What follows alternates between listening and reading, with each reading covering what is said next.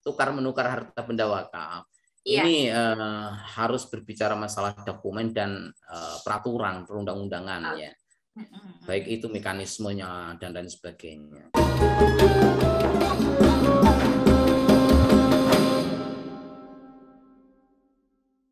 Assalamualaikum warahmatullahi wabarakatuh teman mahasiswa dan juga sahabat siswa. Ya, ketemu lagi nih.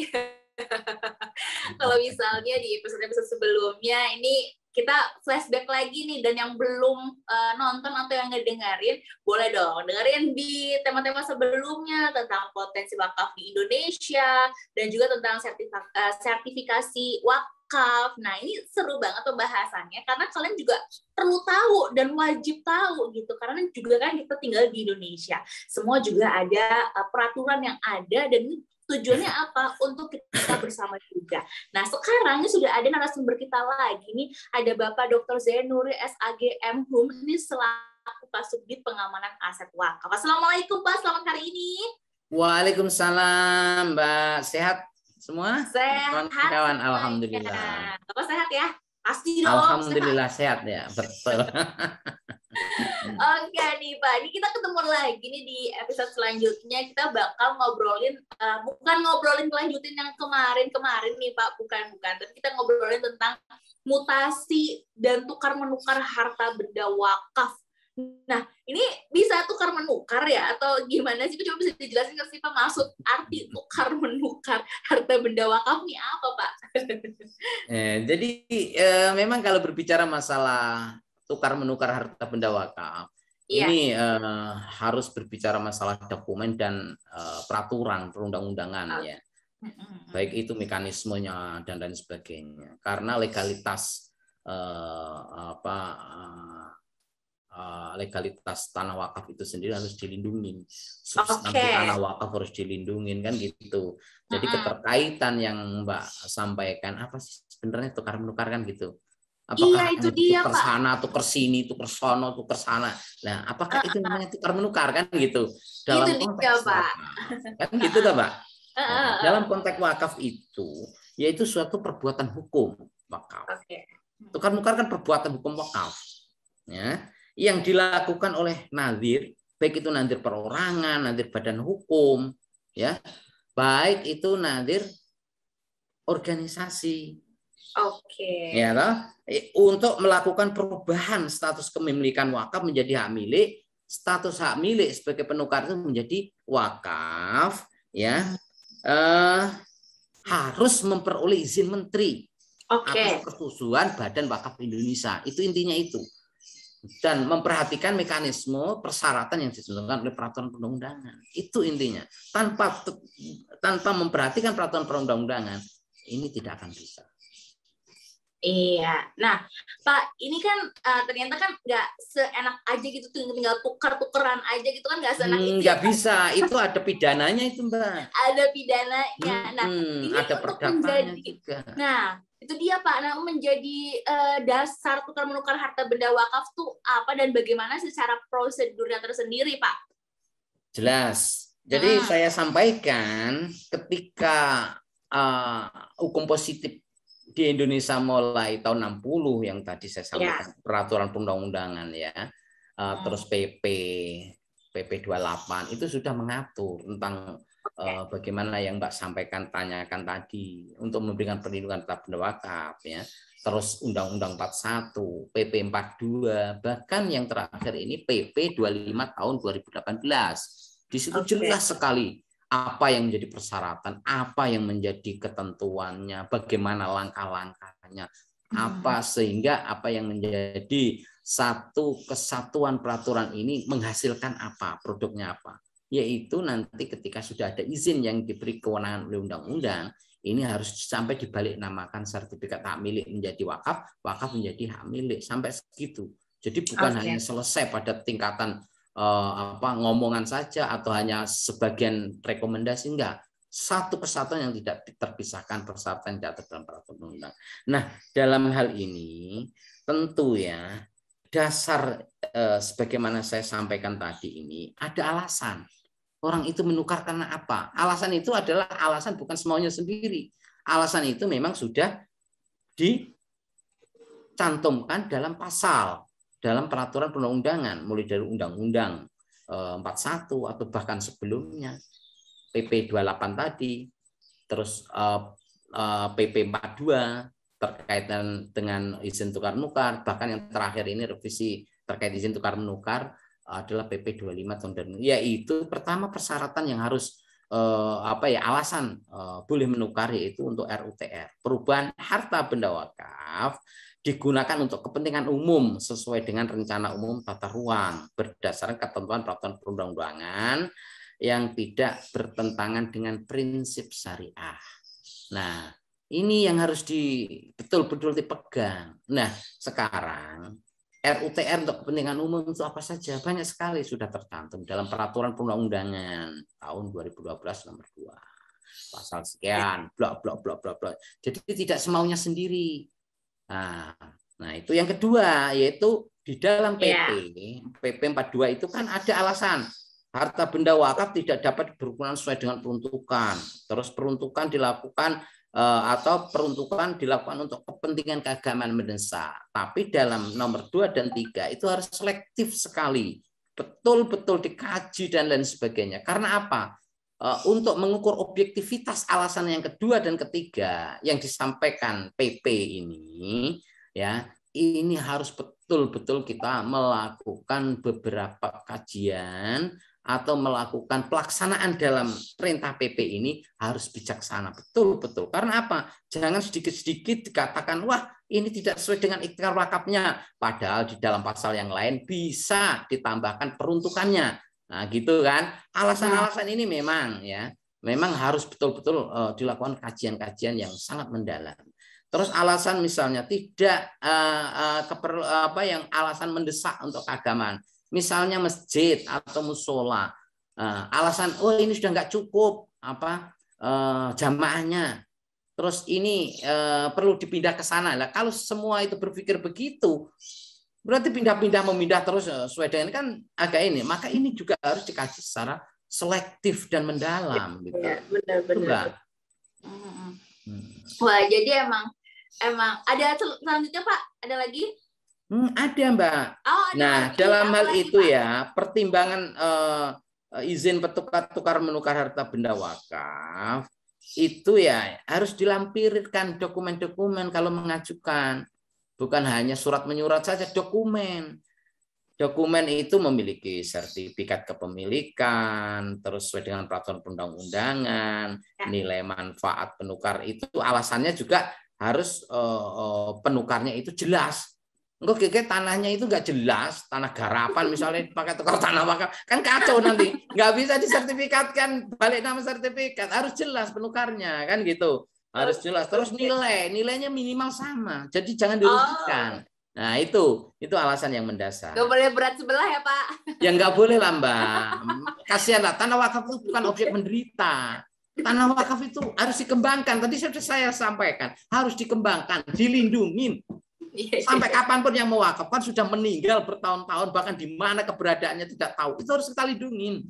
Itu yang harus benar-benar kita tanamkan. Baik. Semangat itu. Oke nih, nah ini kan tadi tentang menjadi dasar untuk tukar menukar dan prosedurnya apa nih ya buat sahabat Siswaf. Nah, untuk mengajukan perizinannya ini untuk melakukan mutasi dan tukar menukar harta benda ini persyaratannya apa saja, Pak? Iya, jadi begini Mbak, ini kan sudah jelas di PP 25 atas perubahan PP 42 terkait izin tukar menukar prosesnya, dokumennya dan sebagainya. Ini kami ingin menyampaikan lah istilahnya.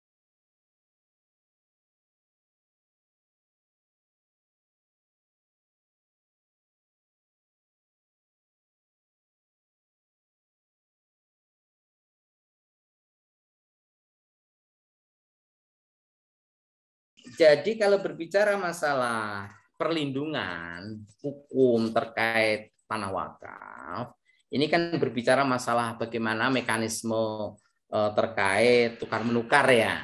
Tukar menukar. Jangan sampai tukar menukar itu dilakukan di bawah tangan. Mau tukar sana dengan seenaknya sendiri. Ini aturan sudah jelas. Ya, mekanismenya sudah jelas. Dasar hukumnya sudah jelas, dokumen yang harus dilampirkan sudah jelas.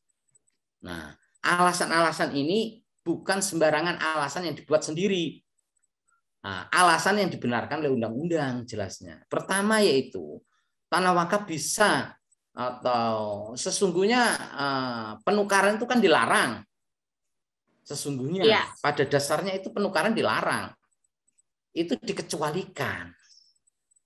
Dikecualikan. Nah, alasannya itu yang pertama yaitu untuk kepentingan umum. Saya sampaikan tadi bahwa alasan pertukaran itu untuk kepentingan umum, yaitu terkait perubahan harta benda wakaf digunakan untuk kepentingan umum sesuai rancangan umum tata ruang.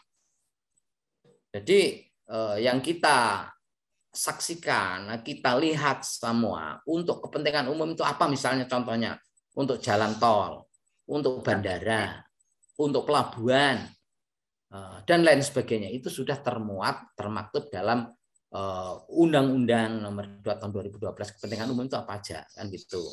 Nah, yang kedua selanjutnya itu alasan yang di PP 42 maupun PP 25 itu harta benda wakaf tidak dapat dipergunakan sesuai dengan akta ikrar wakafnya.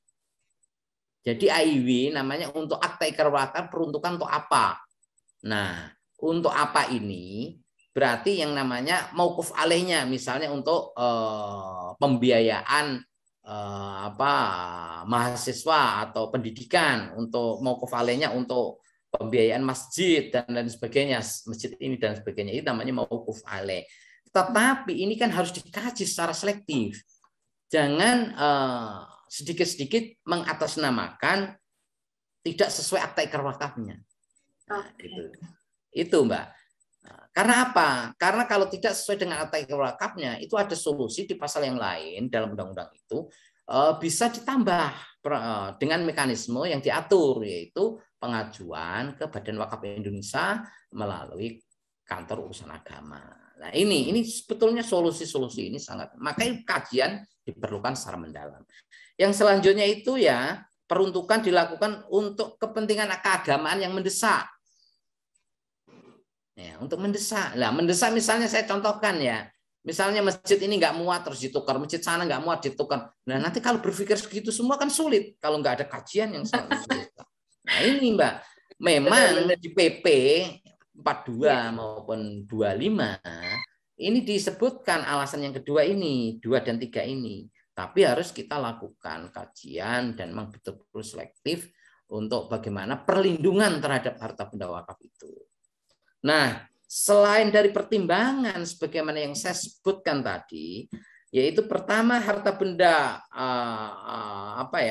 wakaf, calon misalnya penukarnya itu harus bersertifikat hak milik atau kepemilikan hak sesuai dengan peraturan perundang-undangan. Jangan sampai jadi masalah tanahnya orang dipakai menukar, ya harus dikuasai pihak penukar, harus jelas. Terus selanjutnya yaitu nilai dan manfaat harta benda penukar itu harus sama dengan wakaf, minimal sama. Enggak boleh dirugikan harta benda wakaf, karena wakaf itu bukan objek menderita.